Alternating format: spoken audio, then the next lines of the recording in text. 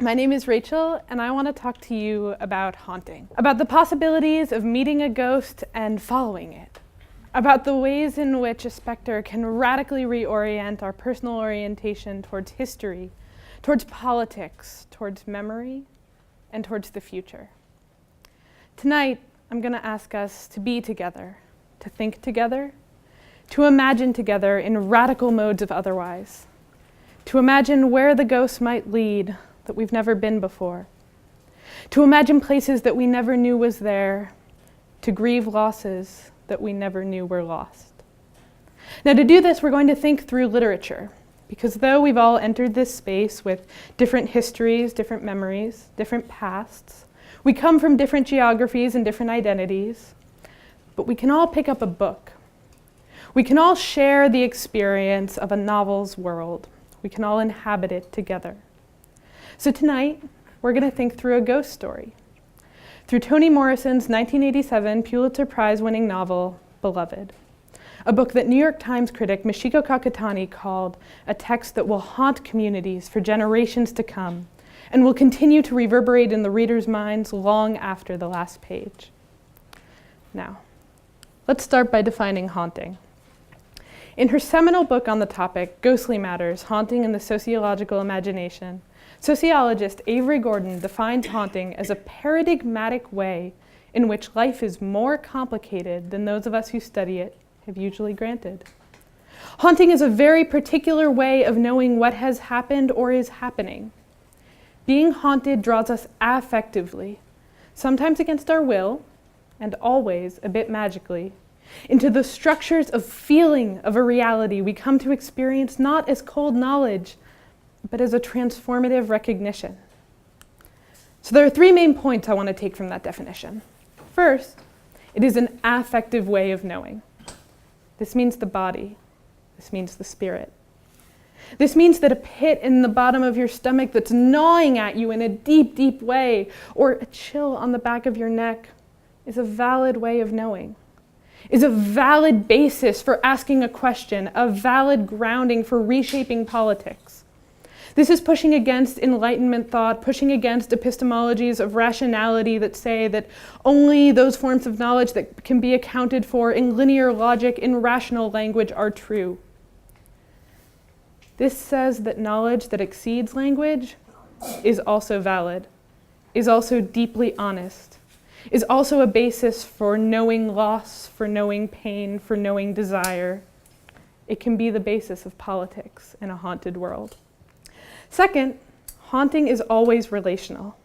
It is always a plural scene. There is always at least the haunted and the ghost. So I want to pause for a moment and define what I mean by ghost. So you all probably have a certain image in your head. Maybe it's Casper, maybe it's Ghostbusters. Either way, it's probably fantastic and folkloric, derived from popular culture or maybe children's Halloween costumes. This isn't quite what Gordon means. For her, a ghost is anyone or anything that is precariously unpresent. It can be an individual and can take anthropomorphized form, but it doesn't have to be. It can also be a social position, a category, an identity group, anything or anyone that is precariously unpresent. It's usually a loss that hasn't been mourned, that hasn't been grieved, that hasn't been politically accounted for in a deep, deep way. In Toni Morrison's language, it is the disremembered and unaccounted for. It is beloved in the text. So as I said, we're going to think through haunting through ghost stories. For Gordon, ghost stories are stories that not only repair representational mistakes, but also strive to understand the conditions under which a memory was created in the first place, towards a counter-memory for the future. Now, Beloved is one such ghost story. Toni Morrison decided to write Beloved after encountering the story of Margaret Garner. Now, Margaret Garner was an escaped slave woman who, in 1856, crossed from Kentucky to Ohio with her 4 small children and husband. While they successfully made it to the free state of Ohio, they were unfortunately caught by the pursuing slave master and thrown in jail. In jail, Garner decided that her children would not be placed back in bondage. This was worse than death for her. Motherly love would not let her send her children back into the slaveholder's grasp. And so, she did what she thought was the best thing. She made a choice, and she murdered her 2-year-old baby girl with a butcher's knife. The 3 other children were harmed but survived the incident. Newspapers around the country grabbed onto this incident. This was the story for abolitionists. This is what was going to prove the abhorrent inhumanity of that peculiar institution called slavery. See, they said, this woman is no longer human. She has become an animal, the newspapers read. She would kill her own child. Now, such narratives, of course, erased Garner's humanity and denied her agency in any way. They were, in their own ways, reproducing racial violence and silencing her, enslaving her words in many ways again. Garner's family was a little less quick to judge. Her mother-in-law is quoted as having said in one Cincinnati newspaper, "I don't know whether to damn her or congratulate her." I don't know whether to damn her or congratulate her. This moment of incredible moral ambiguity, of unease, unsettles everything. This is where the ghost comes in. Morrison decided that none of us have the right to damn her or congratulate her, for we were not there.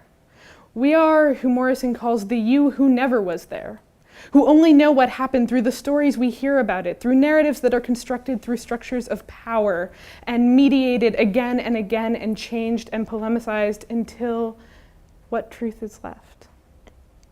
Morrison decided that the only person who could tell this story, who could enliven it with its ambiguities, its intricacies, and its immense complexity, was the dead baby ghost herself. And so, Beloved. In the novel, Beloved begins as a menacing force in the house of 124 Bluestone Road. She is a red light, a spirit that shakes tables. But later in the text, she comes back as a full-bodied woman. Anthropomorphized form, she is in the flesh and comes to live with her mother and surviving sister, Denver. Now, this is not a benevolent scene, to be clear. Beloved wreaks havoc in her own way and causes pain and heartbreak. But she also causes immense pleasure and joy. She fulfills desire for the daughter that was lost, desire for the sister that never was there. And in doing so, she creates a scene where both her family and the community members are able to work through the loss of this moment, are able to reacquaint themselves with a past that they had forgotten or decided not to tell the story of. As Morrison says at the end, it is not a story to pass on. And indeed, it is a story that is not often told, both in the community and outside of it. Most of us probably don't know about Margaret Garner, about her true story. We do not know these stories of slavery, but the ghost makes us listen. The ghost makes us engage with a history that isn't told. It unsettles our moralizing claims about slavery and about freedom and about choice. It unsettles certainty. This is key. Near the end of the novel, Morrison writes, "The photograph of a close friend or relative, looked at too long, shifts, and something more familiar than the dear face itself moves there. They can touch it if they like, but don't. Because they know that things will never be the same if they do. They know that things will never be the same if they do." This is the gesture of haunting. You cannot be haunted and go back. You cannot see a story that wasn't told or see a site that has been covered over for so long and go back to a linear narrative of history. It exceeds rationality. It exceeds a politics of power that would disavow the disremembered and unaccounted for. Once you are haunted, you are called to that counter-memory. You are called to tell its story. And to tell its story, you have to be called to another person. You have to be called together. Haunting moves us towards community. And to be clear, there's no particular kind of community that it moves us towards, as it is a non-prescriptive form. I can't tell you a new paradigm that the ghost might lead you towards. But but I can tell you that it will lead you towards something, someone, some place, together. It will lead us. Near the end of Ghostly Matters, Gordon writes, "To be haunted in the name of a will to heal is to allow the ghost to help you imagine what was lost that never even existed, really. If you let it, the ghost can lead you toward what has been missing, which is sometimes everything." The ghost can lead you toward what has been missing, which is sometimes everything. Again, I cannot give an account for you of where a specter might lead or what might be missing from your life, from my life, from our lives. I cannot tell you what sort of radical politics the ghost might help us reimagine. But I can urge you, beg you, deplore you.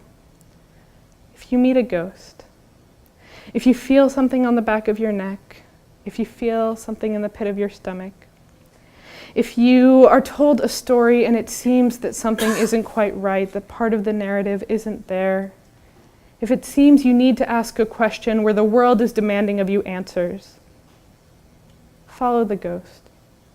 See where it might lead. In Gordon's words, follow it with your head turned forward and backwards at the same time, because this is its utopian grace, to exceed time, to exceed rational accounts of time. Be unsettled by it, because you never know where it might lead. You never know what might have been missing. Thank you.